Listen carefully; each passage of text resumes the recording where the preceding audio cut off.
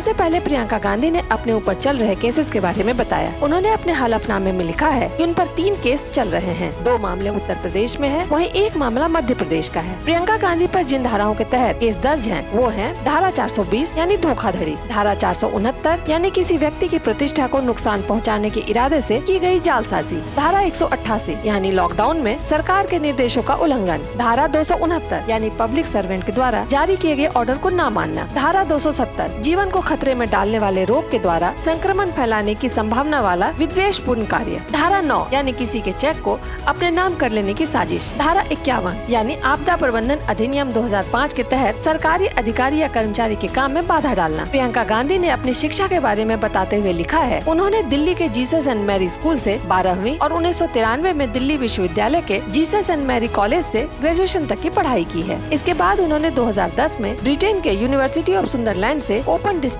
Learning के तहत Buddhist study में मास्टर्स का डिप्लोमा किया है। आइए अब आपको बताते हैं कि प्रियंका गांधी कितनी चल और अचल संपत्ति की मालकिन है। प्रियंका गांधी ने अपने चुनावी हलफनामे में बताया है कि उनके पास कुल चल संपत्ति यानी जमा पूंजी 4,24,78,689 रूपए है। वहीं उनके पति रॉबर्ट वाड्रा के पास 37,91,47,432 रूपए की अचल संपत्ति है। इसके अलावा उनके पास 1,15,79,65 रूपए का सोना और 29,55,581 रूपए का चांदी है। प्रियंका गांधी के पास एक होंडा CR-V कार है जो उनके पति रॉबर्ट वाड्रा ने उन्हें गिफ्ट में दिया है। प्रियंका गांधी ने खुलासा किया है कि उनके पास दिल्ली के मेहरौली में खेती की जमीन है जिसकी कीमत 2,10,13,598 रूपए है। इसके अलावा शिमला में 7,74,12,598 रूपए का रिहायशी मकान और जमीन है। प्रियंका गांधी के पास कुल मिलाकर 13,89,92,515 रूपए की अचल संपत्ति है। वहीं उनके पति रॉबर्ट वाड्रा के पास 34,04,69,324 रूपए की अचल संपत्ति है। प्रियंका गांधी ने चुनाव आयोग को अपनी शिक्षा और संपत्ति का ब्यौरा देने के साथ साथ वायनाड की जनता से अपने राजनीतिक अनुभव के बारे में भी बात की। प्रियंका गांधी ने कहा कि लोग उनके कम राजनीतिक अनुभव की बात करते हैं, जबकि उनके पास कम से कम 35 सालों का राजनीतिक अनुभव है। वो 17 साल की उम्र से अपने पिता, माँ और अब भाई के लिए चुनाव में प्रचार और प्रबंधन का काम देखती रही हैं। Bureau report the Bharat now.